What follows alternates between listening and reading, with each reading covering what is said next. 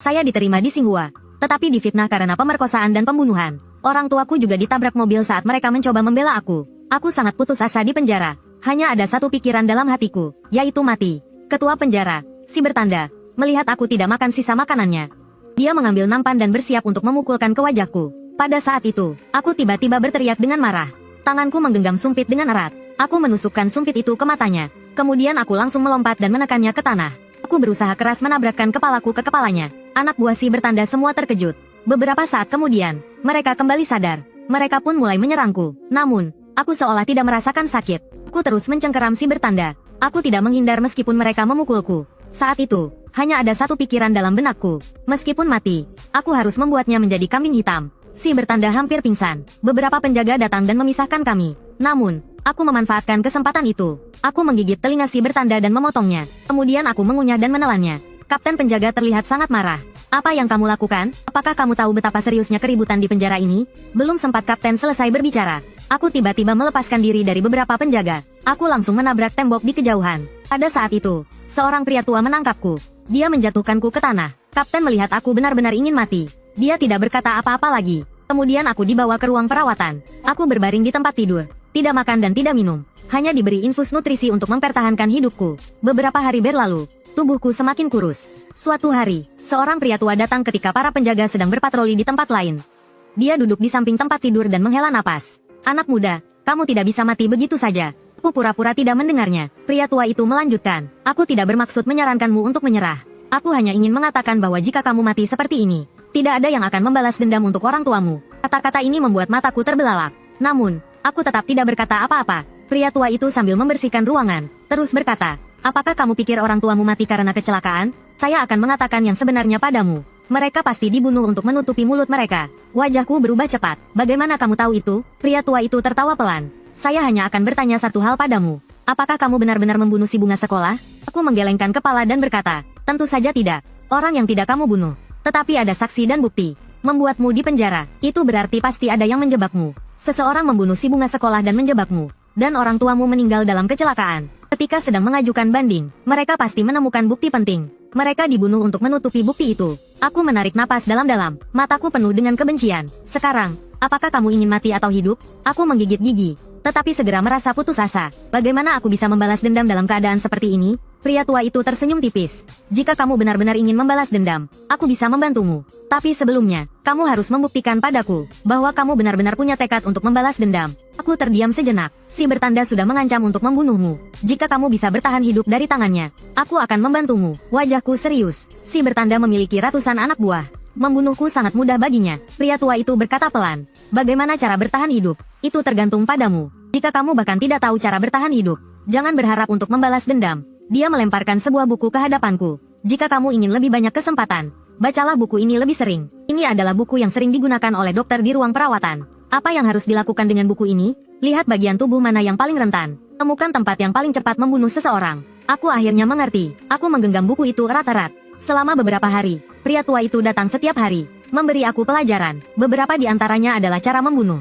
Beberapa di antaranya adalah aturan bertahan hidup. 10 hari kemudian, lukaku hampir sembuh. Aku melihat jam dinding di dinding. Sekarang saatnya untuk kembali ke penjara.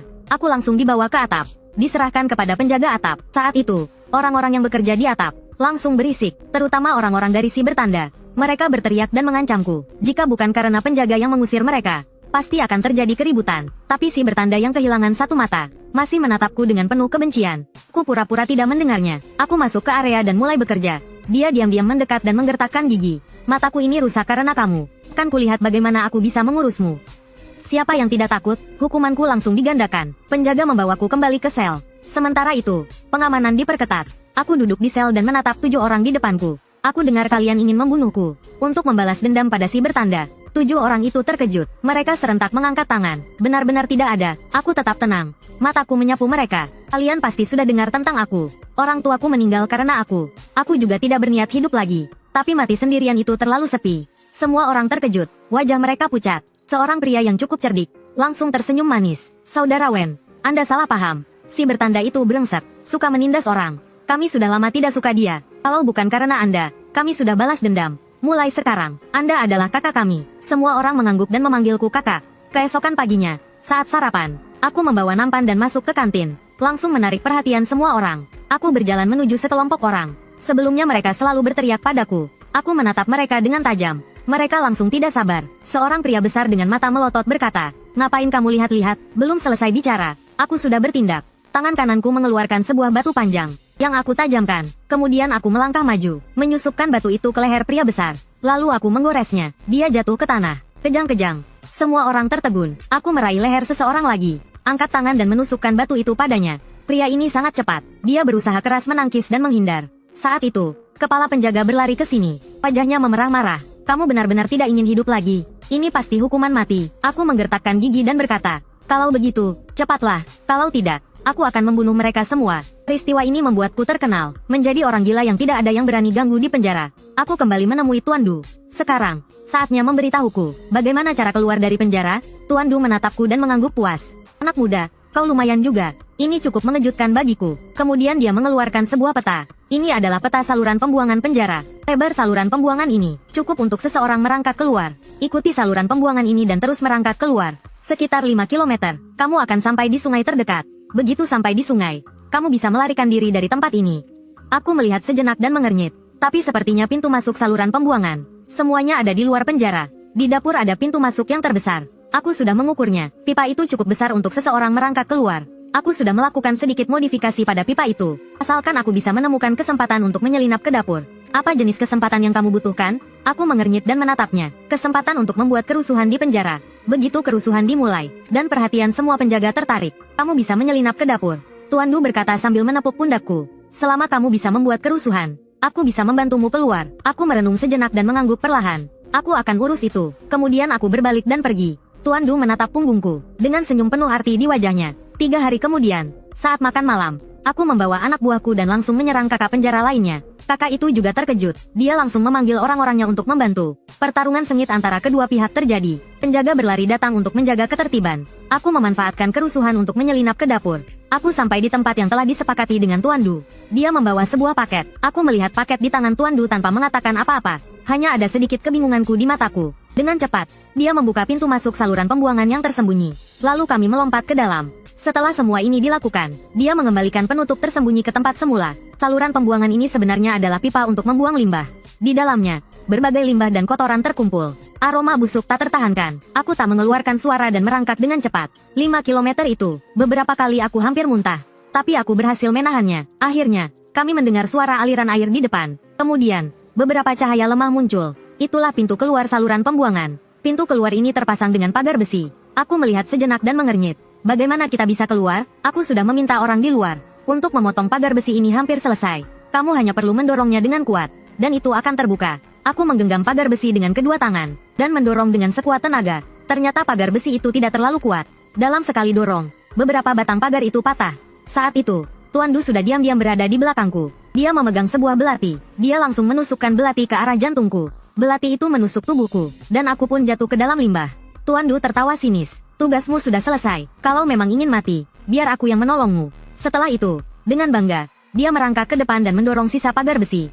Dengan cepat, dia berhasil membuka sisa pagar itu. Namun, saat itu juga, suara keras terdengar dari belakang. Sebelum dia sempat bereaksi, aku sudah melompat ke arahnya. Aku menekan Tuan Du ke tanah. Dengan satu belati, aku menusuknya ke arah lehernya. Dia segera mengangkat tangan untuk menahan belati itu. Kemudian, dengan tangan lainnya, dia mencengkeram leherku. "Anak muda, cukup cerdik ya, berpura-pura mati." Serbuk halus beterbangan dan menyebar. Serbuk itu langsung terbang ke matanya. Tuan Du tak bisa menahan dan menutup matanya. Secara refleks mencoba mengusapnya.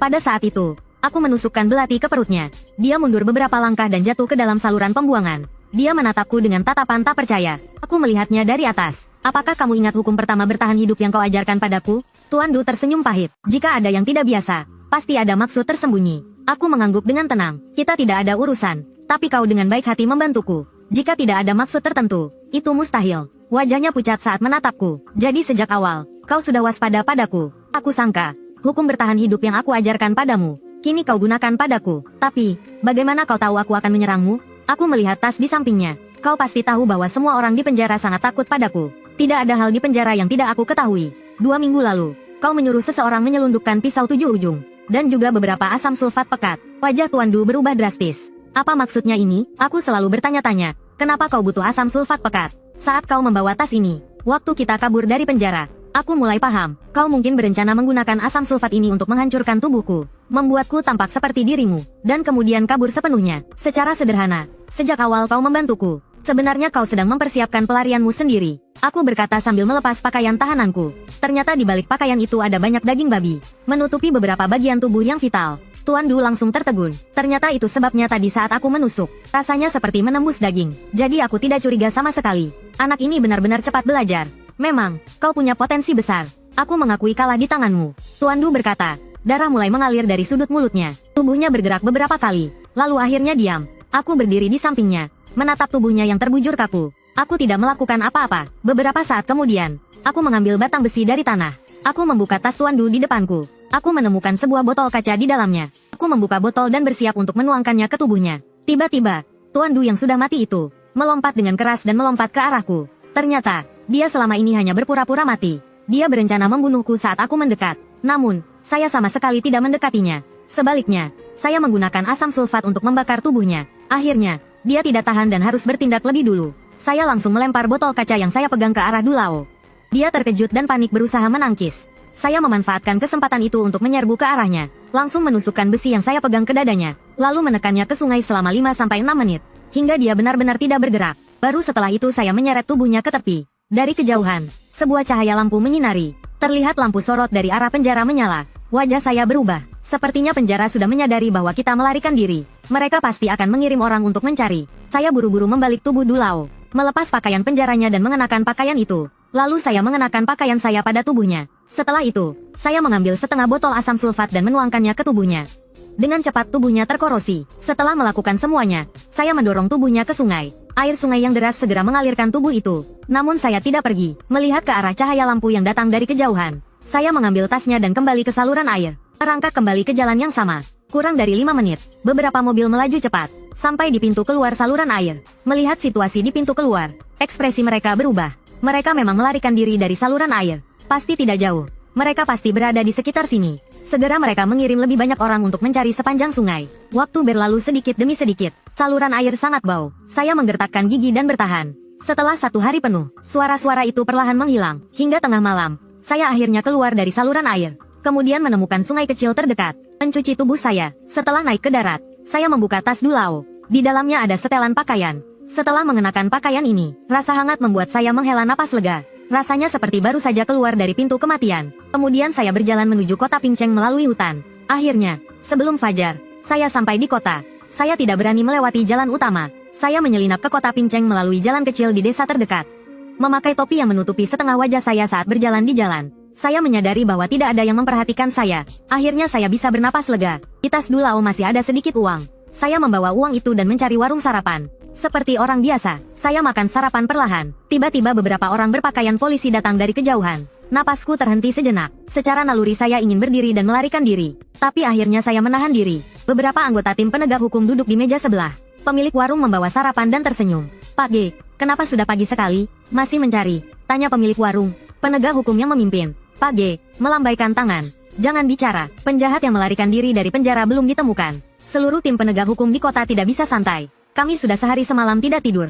Sambil melayani sarapan, pemilik warung penasaran bertanya. Kan katanya ada 2 yang melarikan diri, yang muda sudah ditemukan, tapi sudah mati. Yang tua itu dulu penjahat kambuhan, tapi sekarang entah dia bersembunyi di mana. Mendengar itu, saya tergerak. Sepertinya tim penegak hukum mengira yang mati adalah saya. Jadi sekarang mereka mengalihkan perhatian mereka ke Du Lao. Hal ini sedikit meringankan tekanan saya. Namun, saya tahu situasi ini tidak akan bisa disembunyikan terlalu lama.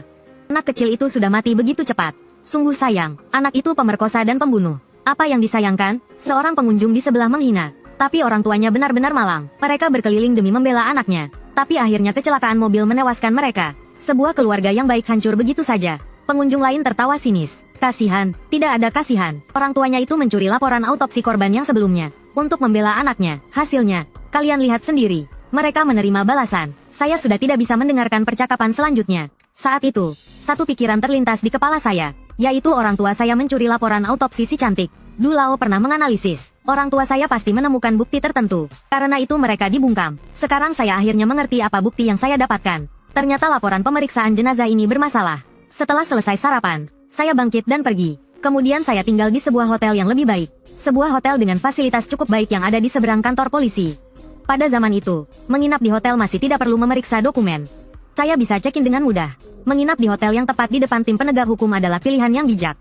Tempat yang paling berbahaya seringkali adalah yang paling aman. Dan terbukti, keputusan saya ini benar. Sebagian besar orang dari tim penegak hukum sudah dipanggil untuk menutup jalan-jalan sekitar Pinceng dan melakukan pemeriksaan di warnet serta penginapan kecil. Karena kekurangan personel, hotel-hotel dengan fasilitas tinggi seperti ini hanya diperiksa sebentar. Saya menghabiskan hari dengan tenang di hotel ini, tidur sebentar, dan malam pun tiba. Saya berjalan ke jendela dan memeriksa situasi di luar. Saya melihat dan tidak ada yang aneh. Jadi saya sedikit merasa tenang. Saya menyalakan televisi, lalu menonton berita lokal Pinceng. Waran penangkapan untuk buronan dari penjara Pinceng masih berlaku. Mereka masih memburu Dulao. Saya akhirnya bisa bernapas lega. Jadi, berarti di kantor polisi, mereka belum menemukan identitas asli korban. Mungkin harus menunggu hasil pemeriksaan jenazah. Teknologi Pinceng tidak cukup. Pemeriksaan ini harus dikirim ke ibu kota provinsi. Perjalanan pulang pergi tentu akan memakan waktu. Saya memakai topi dan meninggalkan hotel. Menyelinap di bawah kegelapan malam menuju sebuah hotel mewah. Hotel ini adalah tempat di mana bunga kampus sebelumnya tewas. Saya bersembunyi di lorong kecil di luar, bertahan dari angin dingin. Memperhatikan orang-orang yang keluar masuk hotel. Sekitar pukul 10 malam, beberapa pelayan keluar setelah selesai bekerja. Saya segera mengenali salah satu pemuda, Zhao Dong. Dia adalah saksi yang memberikan kesaksian melawan saya di pengadilan hari itu. Saya diam-diam mengikuti dia. Zhao Dong berbelok di sebuah persimpangan dan pulang ke rumah. Saya mengikuti dia dengan sangat diam-diam. Kami sampai di tempat yang sepi. Saya merunduk dan dengan cepat melangkah maju, menutup mulutnya dan menekannya ke tanah. Pisau saya diarahkan ke lehernya. Ujung pisau yang dingin menusuk kulitnya. Dia langsung berhenti meronta. Saya menekannya dan membawanya berjalan ke ladang di sebelah.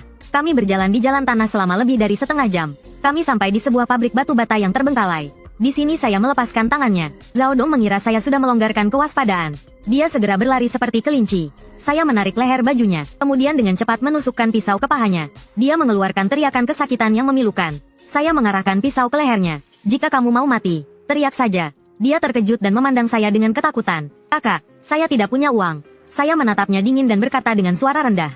Saya tidak butuh uang, hanya ada beberapa pertanyaan yang harus saya tanyakan. Siapa yang menyuruhmu menuduh Chen Suewen? Dia tidak menjawab dan terus menatap saya. Dengan alis berkerut dia berkata marah. Siapa kamu sebenarnya? Saya bilang padamu. Ini bukan urusanmu. Kamu tidak tahu siapa yang ada di balik ini. Betapa besar kekuatan mereka. Jika kamu tidak mau mati, lepaskan saya sekarang. Saya menatapnya dengan dingin. Kamu bilang bos di balik ini siapa? Dia terkejut sejenak. Lalu wajahnya menjadi dingin. Saya juga tidak tahu siapa bos di balik ini.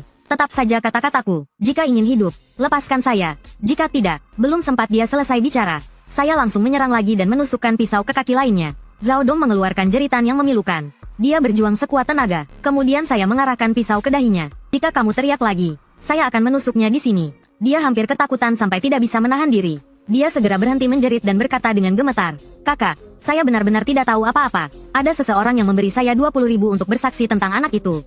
Kamu pikir, jika seseorang memberi 20.000 seperti itu, pasti itu bos besar. Mendengar kata-katanya, alis saya berkerut. Lalu uang itu siapa yang memberikannya? Zhao Dong terdiam dan ragu-ragu. Saya langsung menusukkan pisau ke bahunya. Dia menjerit kesakitan dan buru-buru berkata, "Tuh Wu Lihong, dia yang memberi saya uang untuk menjadi saksi." Saya terkejut seketika. Saya mengenal Wu Lihong ini.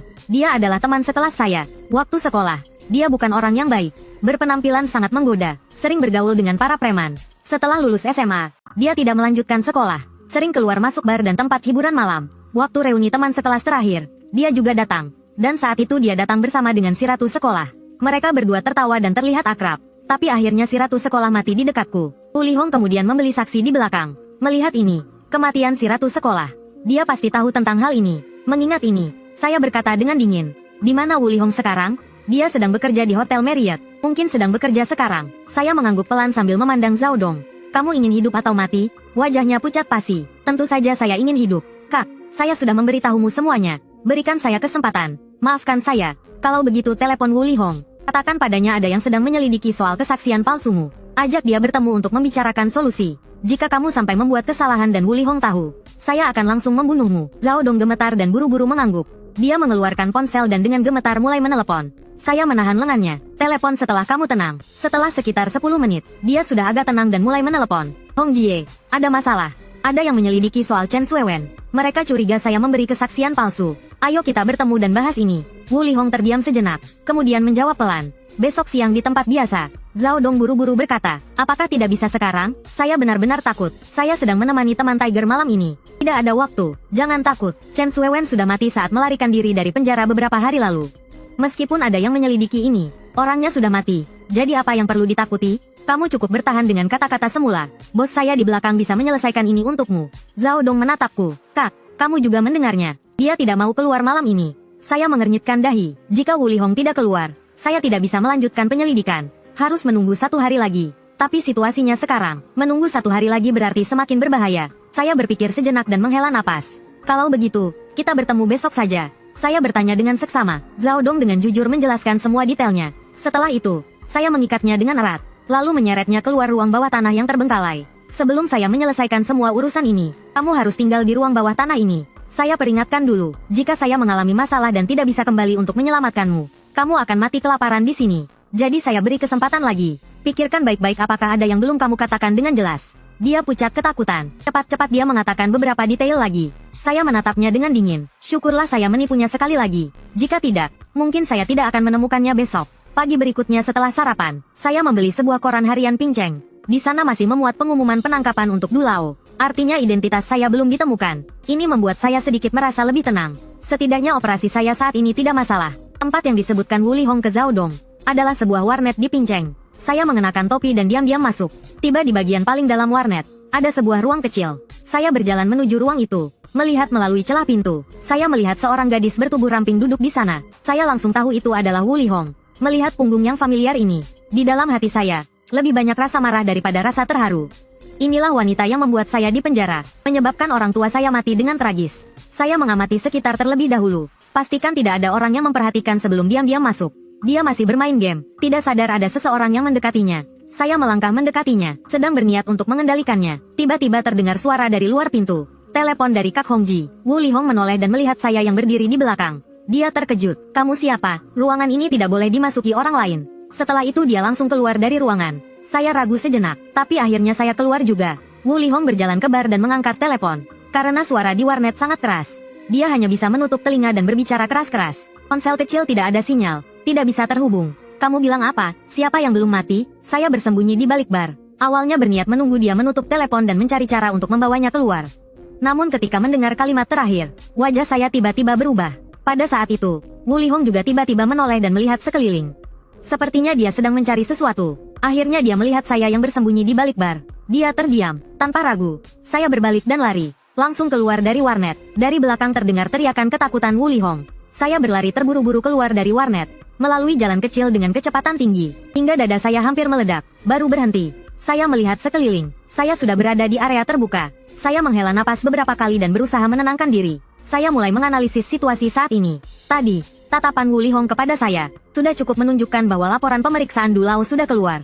Sekarang identitas saya sudah terbongkar. Untuk membalas dendam mungkin akan sangat sulit. Sekarang ada 2 pilihan. Pertama, tetap tinggal di Pinceng untuk membalas dendam. Namun dengan situasi saat ini, kemungkinan dalam 3 hari saya akan tertangkap. Kedua, kabur dari Pinceng dan melarikan diri jauh. Dengan begitu, masih ada harapan untuk selamat. Saya tanpa ragu memilih jalan pertama. Untuk membalas dendam, saya harus menemukan pelaku sebenarnya. Dan untuk menemukannya, saya harus menangkap Wu Lihong. Kunci dari semuanya masih ada di Wu Lihong. Sekarang, tim penegak hukum di Pinceng pasti sedang mencari saya. Jika muncul sekarang, itu akan sangat berbahaya. Sekarang bagi Wu Lihong, tempat yang paling aman pasti warnet itu. Lagi pula, pacarnya punya lebih dari 10 anak buah di sana. Warnet itu juga penuh dengan hampir 100 orang. Siapapun pasti tak berani menyerangnya di tempat itu. Menjelang sore saat gelap, saya berjalan masuk ke sebuah desa dekat situ. Di jemuran rumah seseorang, saya mencuri beberapa pakaian dan memakainya. Kemudian saya berjalan melalui jalan kecil menuju Pinceng. Setelah masuk kota, saya melihat lebih banyak mobil patroli di jalan.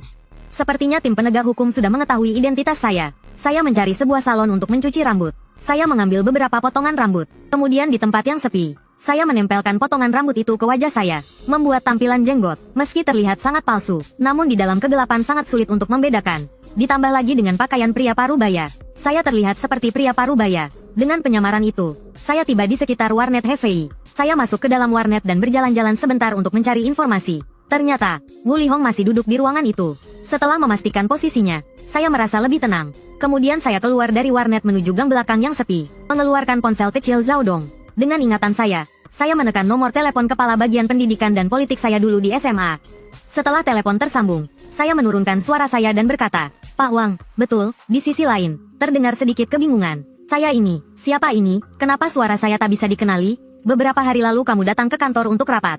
Apa yang saya katakan padamu? Pak Wang terdiam sebentar dan buru-buru berkata, Oh, Pak Houya, maaf, tadi saya melamun. Ada apa, Pak? Ada apa? Bagaimana kamu bisa jadi kepala bagian pendidikan dan politik? Apakah kamu tahu, hari ini di warnet bawah tanah Shinjiekou ada kejadian. Seorang buronan pembunuh lari ke sana. Saya dengar orang bilang, tapi ini tidak ada kaitannya dengan urusan pendidikan kita, kan? Tidak ada kaitannya. Lalu, apakah kamu tahu berapa banyak siswa dari sekolahmu yang bolos dan pergi ke warnet itu? Sekarang masih ada yang di dalam warnet, sedang berselancar. Kalau terjadi sesuatu, kamu yang bertanggung jawab. Suara dia berubah karena ketakutan. Ah Hou, jangan marah. Saya akan segera membawa orang untuk menangkap para siswa itu. Tidak sampai 20 menit. Beberapa kelompok sudah sampai di luar warnet, masuk untuk menangkap masing-masing siswa mereka. Melihat itu, saya menyusup masuk ke dalam kerumunan diam-diam. Kemudian, suasana di dalam warnet mulai kacau. Wu Lihong bersembunyi di balik pintu, mengamati situasi luar. Dia sama sekali tidak menyadari ada yang mendekat. Saya memegang pisau pemotong tulang. Dengan diam-diam mendekatinya, satu tangan menutup mulutnya, satu tangan menempelkan pisau pemotong tulang di lehernya yang putih. Jangan bersuara. Kalau tidak saya akan bunuh kamu. Kemudian saya menariknya keluar melalui pintu belakang. Saya membawanya melalui jalan kecil yang gelap. Akhirnya sampai di pabrik batu bata yang sudah terbengkalai sebelumnya. Saya melemparkan dia ke tanah dan berkata dengan suara rendah. Tahu saya siapa? Wu Lihong perlahan duduk tegak dan tertawa pahit. Kita sudah teman selama 5 tahun. Apa saya tidak tahu siapa kamu? Setelah 5 tahun teman, begini caramu terhadap saya. Membeli saksi untuk menjebak saya masuk penjara. Saya salah apa sampai kamu begitu? Kamu benar-benar pikir saya punya kekuatan sebesar itu? Sampai bisa menjebak kamu? 7 saksi. Masing-masing 20.000. Sudah 140.000. Ditambah harus membeli banyak orang. Jumlah totalnya sekitar 70 atau 80.000. Kalau saya punya uang sebanyak itu, kamu kira saya masih perlu keluar untuk bekerja di tempat itu? Masih harus tinggal di warnet itu? Saya mengernyit. Lalu, siapa yang menjebak saya? Wu Lihong menghela napas. Saya sarankan kamu tidak usah bertanya. Meskipun kamu tahu siapa yang menyakiti kamu, kamu tidak akan bisa berbuat apa-apa. Kamu sudah susah payah kabur. Sebaiknya kabur ke tempat lain dan hidup dengan baik saja. Saya tertawa dingin. Kamu kira saya masih peduli dengan hidup saya sekarang? Wu Lihong menatap saya dalam-dalam. Kalau kamu bilang begitu, saya juga tidak akan menyembunyikan apapun lagi.